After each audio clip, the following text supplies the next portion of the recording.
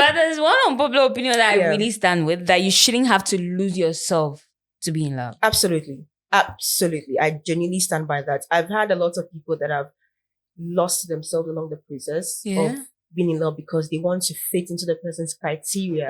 Please don't.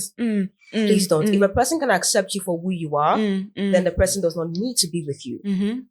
I'm not saying that you can't compromise to be with a partner. You can. That's what relationships about. You learn from each other. You say can compromise as people. But the fact that we have to lose who you are, you know that you are a very entertaining person. Who perstray because your partner is very corporate, very strict. When you see your friends, you can't smile. You just die. Don't do that. No. I don't support that.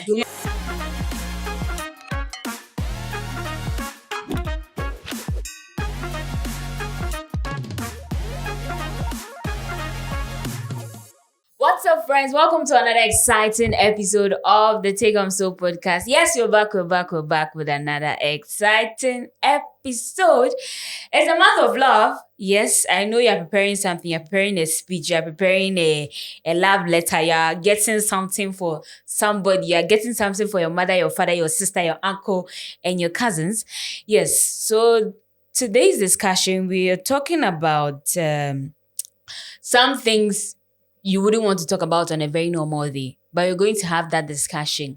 We're talking about the unpopular opinions about love, and this conversation is actually for you as a young adult who is trying to navigate the modern day dating, in terms of healthy relationships, in terms of self-growth. And I'm doing this with Esther, and Esther says she's living life gracefully. That's all. That's on period. Hi, babes. Hi, darling. Welcome to the Take On So podcast. Thank you for having me. I mean, if you know Esther, you know she's been on an episode before, and we're actually within the same Valentine period. It looks like Esther is becoming the love doctor on the Take On So podcast. Love doctor. Very soon you see myself and Esther having discussions which will not be related to love, will not be related to Valentine, because Esther is a lot of things, and we'll actually uncover her should I say uncover? We'll get to know more of her in another episode, so stick and stay. Esther, how has it been? It has been graceful. Living life graceful. Break the graceful down so that my people will know how things are going with you. I don't think, how can I think life has just been very graceful. I'm thankful about how life has been. I'm very grateful to life. I'm very thankful to life.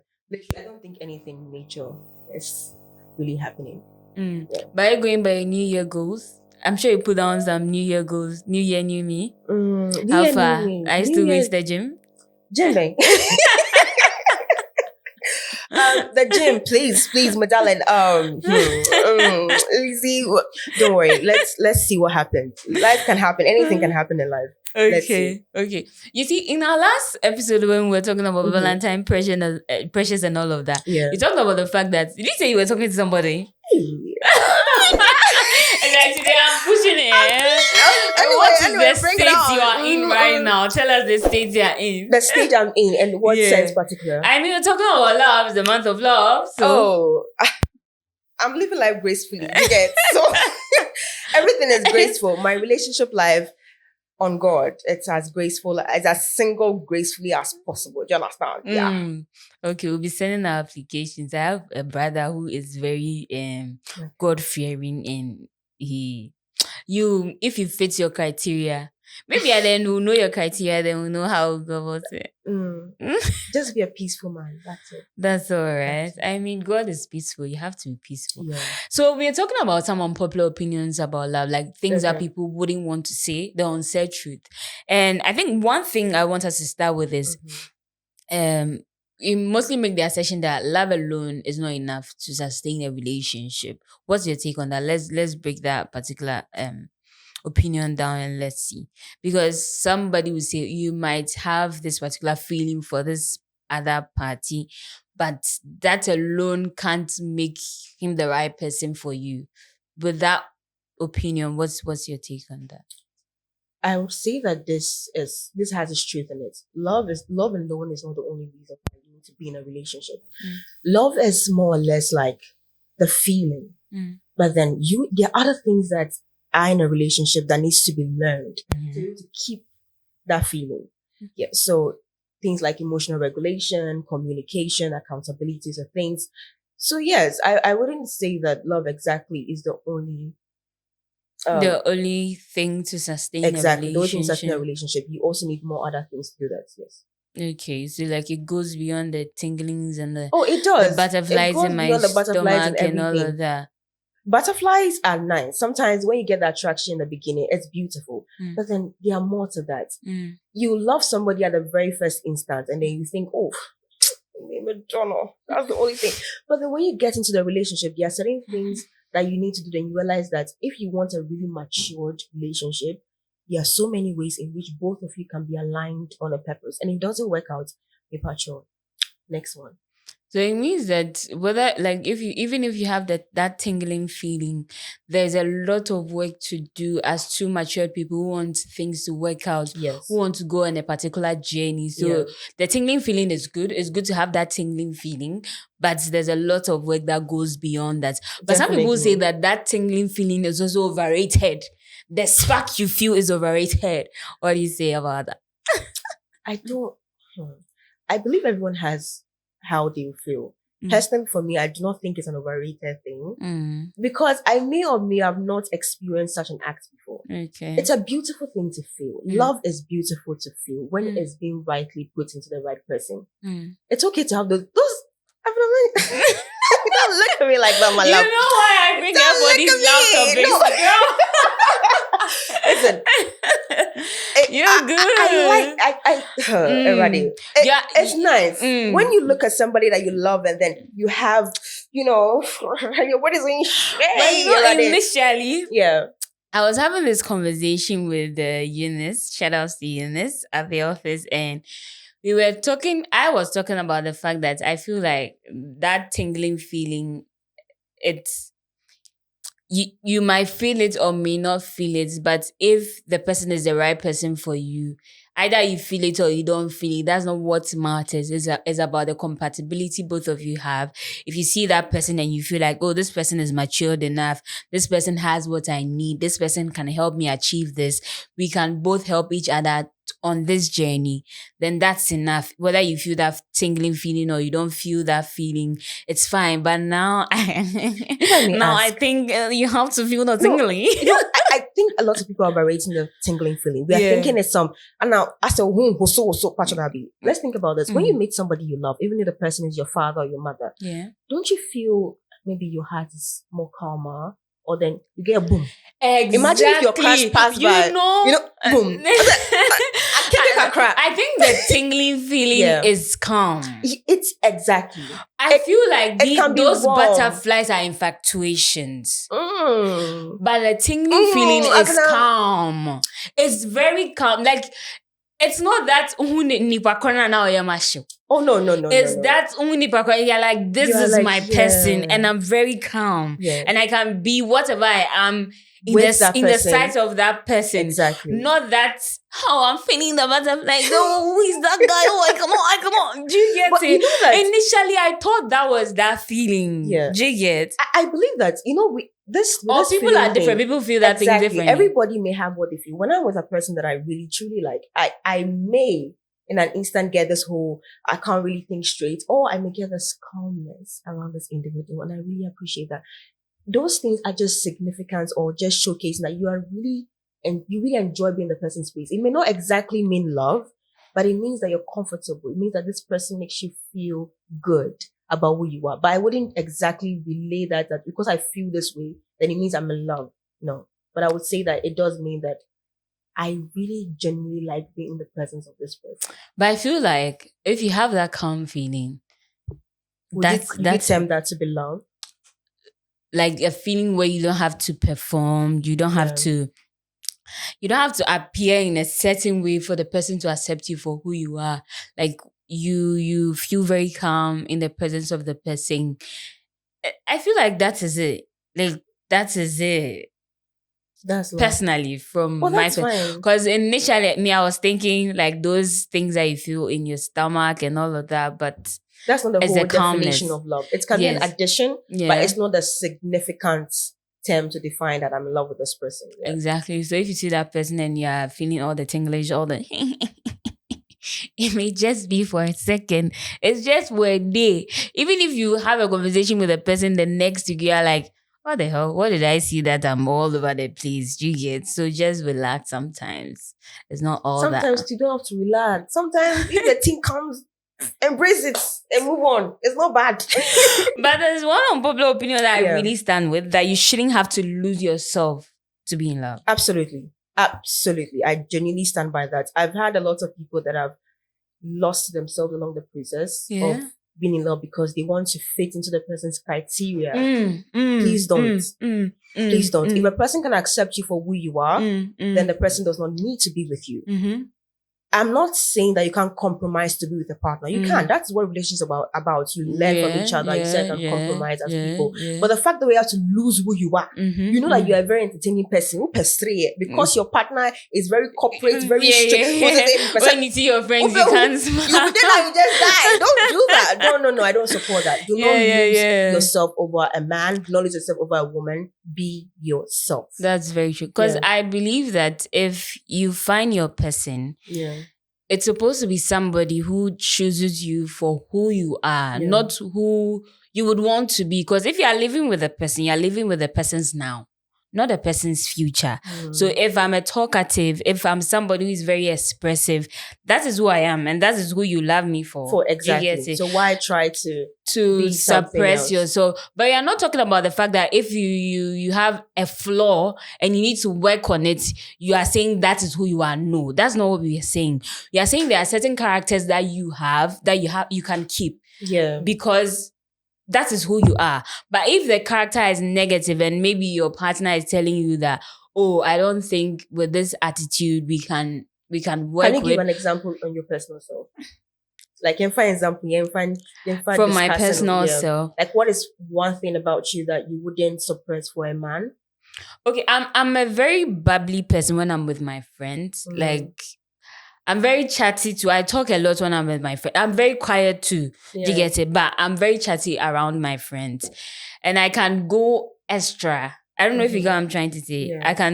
Maybe I'm teasing you. I can go very extra. And I don't have to change that because I'm with my man. Do you get it? If I'm with my friends together with my man, and because my man is there, I'm quiet and no. Do you get it? Yeah. So, but once a person knows you for who you are, whether you're going extra or not, I mean, that is my girl being my girl. So that is it. Do you get it? You know, we have seen certain people that they dress in a certain way. That's how they dress naturally. But when they find a partner, the partner doesn't like the way they dress. So they have to start suiting the way they dress to fit their partner. But inwardly, they're not content with that. In that space, would you call that compromising, or would you call that a man suppressing who they are? It depends. If maybe I dress in a very explosive way, and my partner tells me that he would prefer not even for him, for myself, because in our part of the world, the way you dress speaks a lot about you. And if he is advising from a point of advising, not even about him, he's advising that it's good you cover certain parts of your body so that you would appear in a very formal way. I believe that is not a man suppressing you. He's actually advising you on who you should be, how you should appear, not even for him, but for yourself and how people would view you. And I believe that's coming from a very how should I put it? A thoughtful point of view. He's not even making it about him. And that is not about you changing who you are. It's about learning. It's about compromising. It's about trying to be better for your partner, because that's a different conversation altogether. But what we are talking about is trying to lose yourself entirely because this person is a quiet person and I'm a talkative. So let me try and be a quiet person so that it will suit his energy. Have you had any past experience where you... Okay, I think personally I've had an experience. Okay. Let me just say this, like way back when I was very, very quite young. There was an individual that I used to have a crush on. And the fact that you call the person an individual. Okay, there was a gentleman that I used to have a crush on at that time. And this man was very, very creepy. Like, No, you're very, very creepy. Like he was, him and God were like, and at that time, I grew up a Catholic. And if you know Catholics, you know how we are in terms of how we do our things. So I wasn't as charismatic as he was. So I really wanted to, I wanted him to like me. So I started going for renewals and I started going for charismatic events, and then I wanted to learn how to speak in tongues to please him. But then later I realized that no, the Catholic in me is too much. I cannot. And I think in a point, we started having a conversation during to that point. One time, one of his friends made a comment and they said, hey, it's like, they said something about me not really being in part of their league in terms of the charismatic way. So I wanted to really fit in. I wanted to fit in so bad. Like I started wearing the dresses that would, meet my ankle and reach my ankle and everything. I really wanted to. Yeah, but later on, I realized that was not me. I even started changing the kind of songs I listened to. Now, or in my Esther, but that wasn't me, okay? That wasn't me. And I'm not really a big fan of the gospel, the tree gospel. No offense to that. I think I prefer the Yoruba gospel and then the more of the Joe Metal gospel. So the fact that I had to go and listen to those tree gospel, but eventually, it was a lot of work. It was a lot, and I just realized that really wasn't me. At the end of the day, I felt very performative as an individual. It started feeling on me, and I just took an alt back from that relationship. And I was like, if this person indeed liked who I was, he would appreciate the fact that I love this, and this is who I am, and I'm a Catholic, and he needs to love that about me. Exactly. Yeah. I'm of the strong belief that if whatever relationship or whatever whatever relationship you find yourself, you feel like you are performing to be accepted, that is not love. Because I don't believe love is like performative. You just have to be who you are, and people will accept you for who you are. The people who align with you would accept you for who you are. And I always say this, when we are talking about this, we are not talking about your flaws, your negative attitude. If you have a negative attitude and you say, oh, this attitude, that those who know me will like me for who, no, change that attitude. Nobody will love you for who you are in that attitude.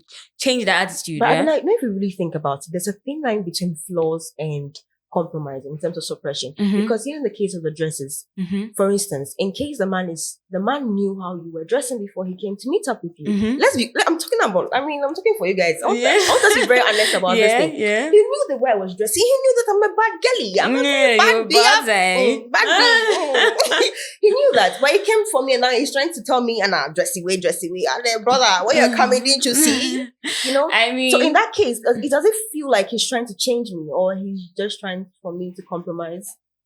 You see, from the point of view that you're coming, it's like he's trying to restrict you and like, because he knew how I was before he came to the picture. I knew I dressed like that. That's what attracted him to even come and talk to me. Are you sure that's what I'm not sure, but I don't know, but like that could be one of the reasons, men are very possessive though. Like they are very possessive, and you would not like, I'm going out with you and all your body parts are showing to the world and every man is staring at you. They will definitely be pissed at it. So why did you come for me in the first place? When you knew that I'm a very expose. I can change him. I can nurture her into my baby.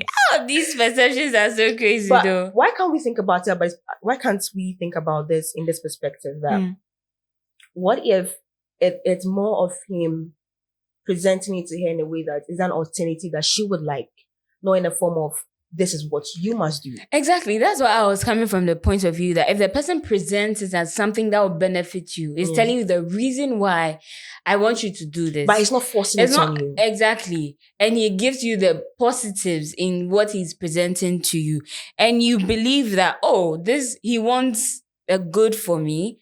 Then, I mean, it's not like he's trying to project his preferences or trying to restrict you in certain things. He's just presenting what is best for you. And if you decide to take it, that's fine. If you decide not to, you still love me like that, right? That's up to the man.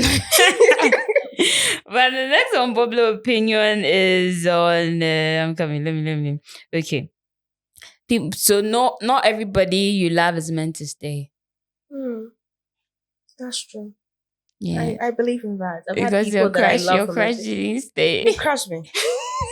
And then I was in our crash be you were trying to. I really believe that you can love people from a distance. Yeah. Not everyone that you love is meant to stay, and that is not a bad thing. You don't need to necessarily have to keep somebody in your life because you love them. You could love somebody, but the projection they put on you may not be helpful, may not be good for you, and will be negating an act you're doing. Exactly. So it's okay to love them from a distance. Yeah, Nobody's gonna die.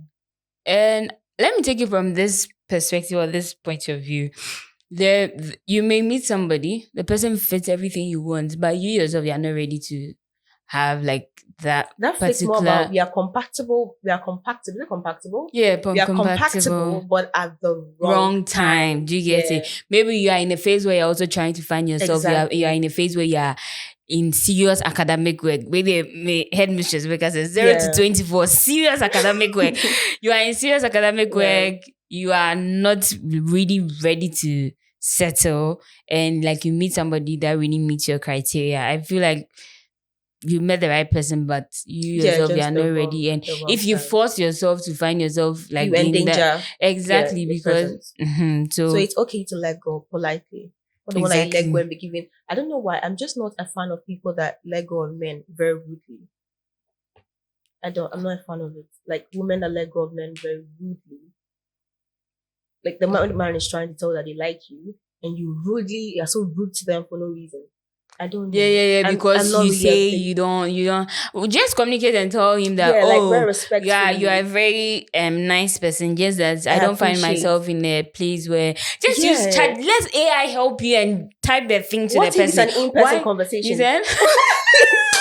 What is an in-person conversation? Use the com skills that you learned in school. Please read. Use the com skills that you learned in school. I mean, I feel like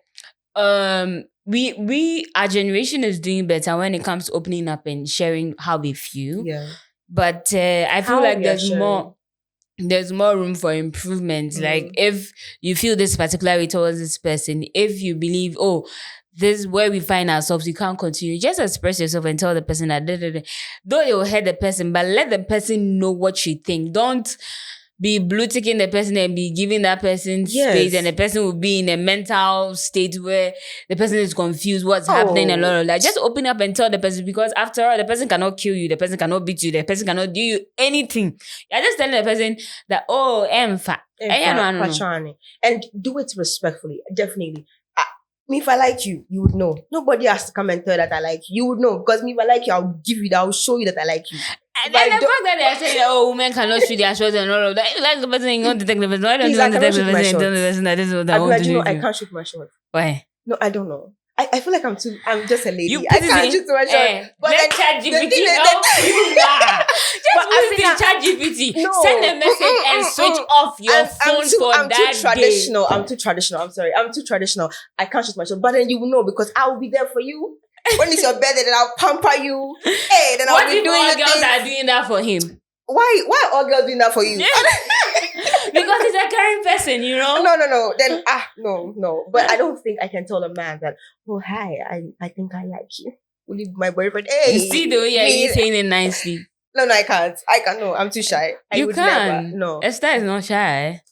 I mean, when it comes to that, I just like when a man approaches me and tells me that he wants me or would love to take it a step further. I think with that, if I'm not interested, I'll politely tell you. If I am interested, I would, let's see the way forward about it. Yeah, but Panzer, I'll go to you and be like, hi, I think I like you. I want us to be in a relationship. No. What if he doesn't like me? No. I want a man to like me first. No. Then you say, no, thank you. Oh, no. I'm not against it.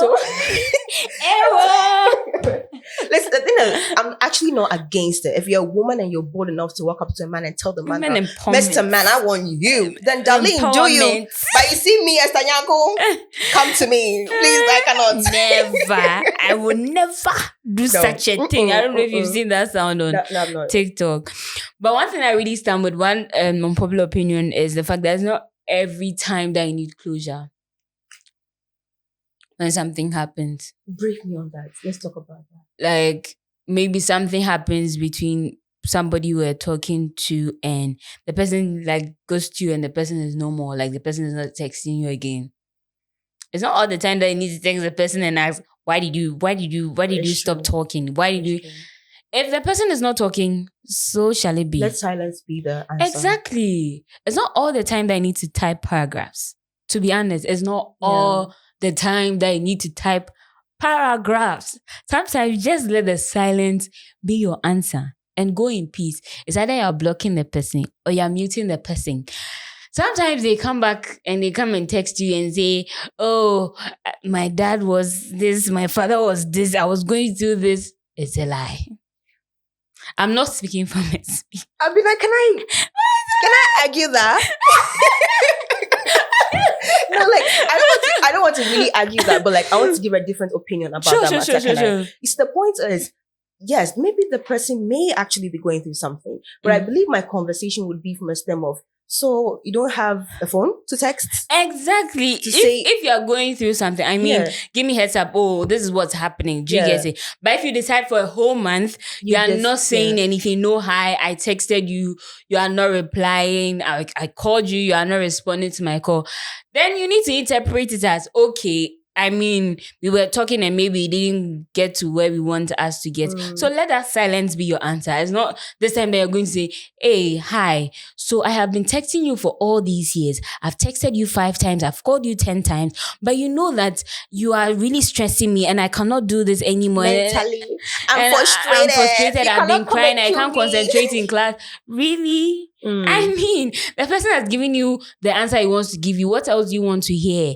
I think it's the fear that makes us to go back and text. What if the person is in danger? What if he's sad? What if something has happened to him? The person will reach out. Yeah, some people, we are, let's be honest. If a guy ghosts us, as girls, as ladies, we have been tagged as being emotional beings. I'm not technically saying we are, but there's a tag. We are emotional beings, actually. There's a tag saying that women are emotional beings. Now, this man has ghosted us. There is this normal fear. So what if something has happened to him? What if this has happened to him? What if that fear makes us to text him out of care, out of attention. I get you, but once you have that fear, that'll be like within the first 3 to 1 week where you've not heard from the person. So out of care, you'd want to know how the person is doing. You text the person. I've not heard from you in a while. Is something happening to you? Let me know. No response. You called, no response. What else are you texting for? Yeah. That you're telling him that you not hearing from you is killing you, is making you not concentrate in class. It's not needed though, because he has seen the message. He has seen it and he doesn't want to respond. Because if he was going through something, he will find a way to let you know. If he genuinely likes you. I think that's one thing I've learned is if a man really, really, really likes you, he will tell you. You will not doubt it, my sister. He will tell you. Write this down. You will not doubt it. Period. Exactly. You never doubt it. And no. So it's not all the time that you need closure. Sometimes you just let the silence be your answer and just quit the paragraph. Sometimes the paragraphs are so disgracing, to be honest. It's so embarrassing. Don't watch and laugh, please. But can we give them chances? Can we say that, okay, in the first moment, text? Yeah. Later on, if it continues and pertains, just mind your business and respect yourself. Exactly. So out of respect, you don't do that. Yeah. But in the first instance, you need to text and know if everything is all right. That's actually from a place of care because you care about the person. So you don't know how the person is doing. But if you get no response, there's no need sending voice notes and pack your things and leave because you respect yourself and you know who you are. Something better will come your way, okay? Another one is social media has distorted what we think love should be. Abela, do you think that? Highly. Yeah. I feel like social media has added a lot of pressure. Because, okay, I grew up seeing my parents not expressive of their love. I mean, I don't know from your home though. Because you will not see like a typical African parents expressing love, do you get it? But they show you to you understand. Oh my God. When I said that, I just remembered my friend Thomas. Thomas was like, Esther, everything you said. But you understand what I'm trying to say. So like not that expressive love, then there's that switch. You go to social media and you see people expressing love. You see people buying like huge things for their people, like their persons. And you're like, okay, I would want this for myself. Yeah. I would want somebody I want to do life with do these things for me.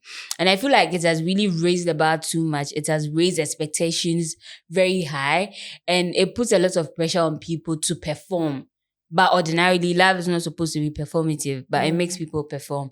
Social media has actually added to that. That's what I think. In as much as I really fully respect your opinion, and I believe that there's a side to that story that is absolutely very true.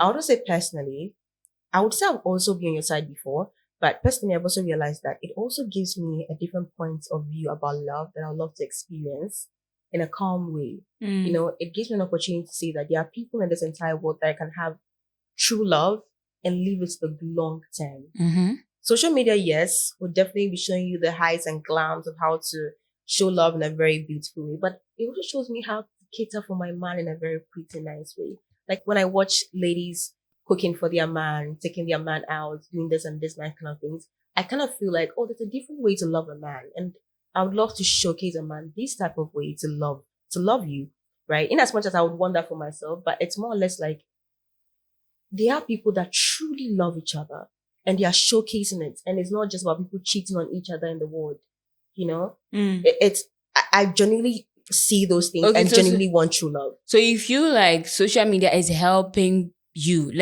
should I say people or you? No, don't say me.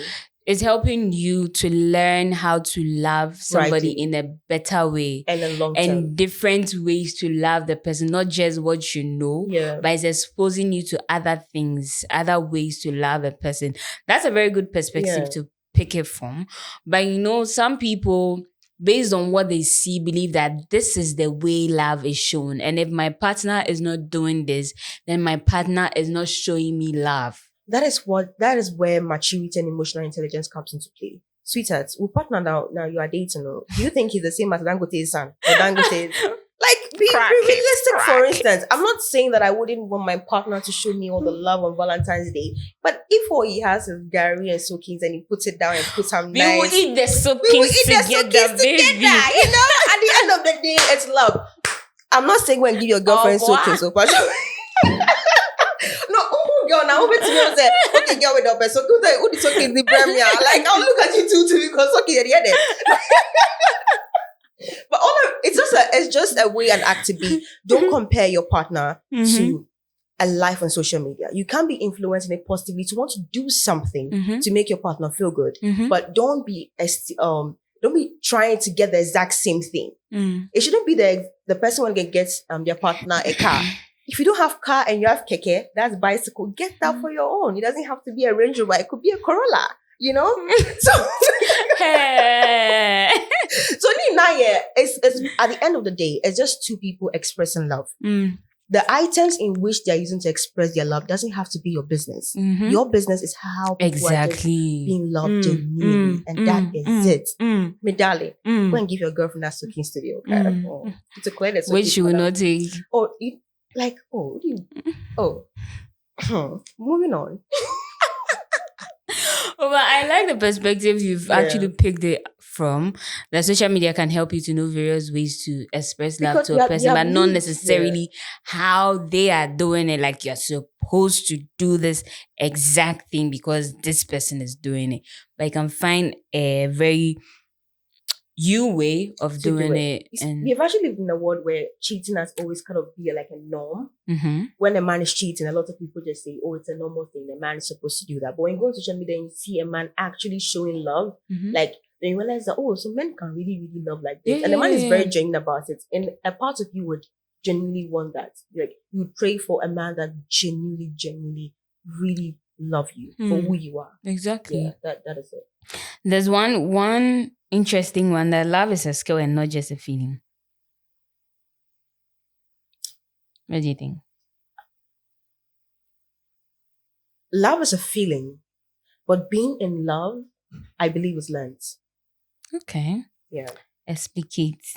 You see, when you meet somebody I don't believe in love at first sight, but I believe that in the process, the love grows. So when the love has grown, finish, right? You would have a long time where your love will be tested. You see your partner's flaws, you see their arguments, everything. But then you would learn how to be in love with the person. That is a skill that comes in play. Now, your conflict resolution, how does it come into play? Your emotional regulation, how does it come into play? Your communication, all those things that you're putting into the relationship is teaching you how to still be in love with the person that you're with. So if you resolve arguments in such a way that wouldn't make the person still want to love you or make you to still want to love the person you're with, obviously the love is going to die. Yeah. So if your emotion is not regulated in a way that you can handle the individual, or let me say tolerate or compromise the individual you're with, obviously the love is going to die. But if you're doing it very maturely, if you are being very intentional with how you project these skills in your relationship, yes, the love is okay. So would you say that at the initial stage is the feeling, is how you feel, then the skill comes into play as it progresses? Because it's as it progresses that you see the challenges, you see the arguments. Because at the initial stage, they always say it's the honeymoon stage, where everything is sweet. We all don't want to step on each other's toes. But like when it's like a year, 2, 3 years, you see the person's raw self. And now it's it's now the time to see the skills in how to relate to the person and all of that. Okay. Yeah, that's true. All right. Absolutely. But do you think it should take a year before you get to really see somebody for who they are? As in talking stage, or not talking stage particularly. Like if I'm dating, you're dating the person, it should take me a year before I realize that, okay, I want to now show this person all my madness. I feel like you definitely know who a person is. I mean, I believe in first impression. You know who a person is, but you wouldn't know how a person will react in every situation till that situation happens.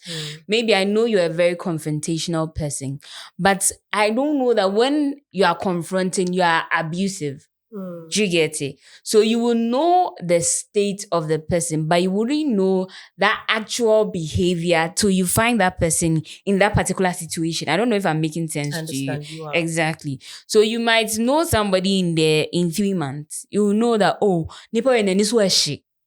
Like you know it in a general form. But mark or out in after a year. Do you get it? And then there's a situation. If you're on a waitress, no, back and forth. Now we're turning. Do you get it? You just know his conversation, but you didn't know that he can go that extent. Do you get it? So situations make you know who the person is, and it's based on that particular situation. Like that's when you get to know. That's true. That has to straighten it. Yeah. Charlie, it's not just about the feeling; it's about the skill as well. But if you have any unpopular opinion about love, you can share so that we can. I think mine would be. I think mine exactly would be. I've heard a lot of people say this, and I don't even know why people say it. Oh, if you are dating this guy and then you break up with him, then he would have money, and then you regret it. So why can't I have money? Why can't it? Tell me why I cannot have money. Or he's going to be a minister, so don't leave him. So me, I cannot be a minister. And I mean, my head. Your future husband will not be minister. What if my future husband is president? What if I'm leaving him to go and date a president? How would you know? You know, I feel like it's acrimony. You see that movie? Yeah. Where she finally left the man after years of suffering. Exactly. I always say the issue is the man. But I mean, that movie, everybody has a perspective. People say the issue was from the sister. People say it's from the lady. Some say it's from the man. Me, I think it's from the man. Because, I mean, you could have communicated better. I was doing all these things for you. Whenever I watch that movie, I feel so angry. Have you watched Acrimony? I have, actually. I feel so angry. Don't ask my perspective. I feel so angry whenever I watch that movie. Because for me, I think I have everyone to blame. From the man to the woman to the sister. I believe everyone has their own share of the blame. Yeah, they could have... That is a good example of what I'm talking about. And you are making the other lady live her dream. Oh, please. The things that she shared with you, they do another dream for the other lady. The dream that I shared with you, are sharing with somebody else. No, I think everybody should be allowed. I would have done worse than her.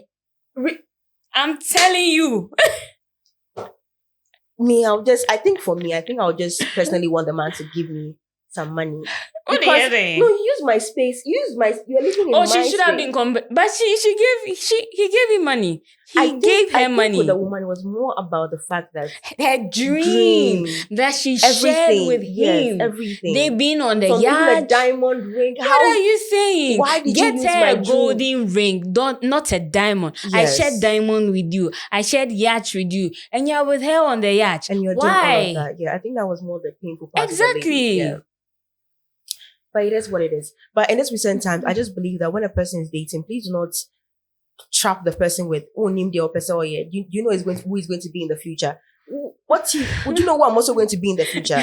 Most times it's mostly done to women. They don't really do it. I'm not shitting anybody. This not any sandy, whatever. It's just me being honest about the realistic terms in life. And now, if you leave him right now, he's going to make money. This boy, he's going to make money. If he makes money, won't I also make money? Will I be poor? But if he's making money, or if he has potential and he's toxic, or he's abusive, or he's not the right person, why should you have to stay with the person? Because you think the person in future will get money. Will make money. But you know one funny thing? There can actually be some men that are not toxic. Your men are not toxic. They are not abusive. Nothing is wrong. Oh. Nothing is wrong. But I just separate. How? You know, why? Life. Or it could be so many things. You know, when you say these things and you smile, I feel like it's from experience, but you don't want to share the experience. It could also be, we have genotype. Genotype could also be there. Yeah. It's one of the most saddest reasons, actually. Side tip, that should be the first thing you should ask if you want to pursue somebody. Yes, please. It's a very valid question to ask. Very. Don't feel shy or anything about it. And please don't lie either. If somebody asks you, you're AS, and the person's AS, it's like, oh no, I'm AA. Please don't lie. Just be very honest about it, because in the long term, it can be very hurtful. Very, very hurtful. Yeah. Charlie.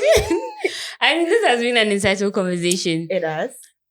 Just to wrap up, if you have any advice for people in this month of love, since Saturday is Valentine. Okay. I am not a love coach. I don't even know why she always calls me for love moments. But guys, do you understand why I bring her for love episodes? Listen, I'm not a love coach, I'm not a love expert. I don't even have experiences. Girl. When it comes to love, I have nothing. But if there's one thing I would always stand by as a person, never try to compare yourself or your relationship to any other person. Let people be, and let you also be. Concentrate on what you're doing. If your partner this Valentine, not me. If you bring cigarette, fine. If it makes you both happy, okay. Just be okay with whatever you are. Be content with your own journey and your own pace. Don't look at other people's stew to calculate what your stew is about. Thank you. This has been an insightful conversation. She's not a love coach in Pony. And a love coach, I don't know the things that she would say. But for Obiasa and Sawasa, do you get it? Like, true. Try to be very authentic. And one important thing, if the love is performative, know that that's not your person. To be honest, if it's very performative, know that that's not your person. I hope you enjoyed the conversation. And I hope if you've watched up to this far, you're hitting the subscribe button and you're actually subscribing, because you're liking the conversation. And it means we'll bring you nice and insightful conversations as the time goes. So make sure you subscribe. And make sure you follow us on all our social media platforms at takeamso_pod. And we have a partnership with Meraki Channels. And Meraki Channels is a digital marketing and creative agency. So if you want to build your brand, if you want to build your digital brand, you can reach out to them on their social media platforms at Meraki Channels. And make sure you are sharing love to your people. It's Valentine. Don't just express it to your significant other. You can spread it out to your other friends, your parents, and other people as well. Yeah, so this is where we end today's insightful conversation with Esther. And our production crew, a big thank you to Drago Creative Hive. If you need any video production team to support you in whatever you're doing, you can reach out to them on social media. A big thank you going out to Gode. Shout outs to you. Make sure you buy something for your significant other. And now you be. Oh, wow. Charlie. So this has been an insightful conversation. Thank you so much, Esther, for coming. So on 3, 2, 1. Yeah. Okay. 3, 2, 1. Take 'em so. Pod. But anyway. Okay. 3, 2, 1. Take 'em so.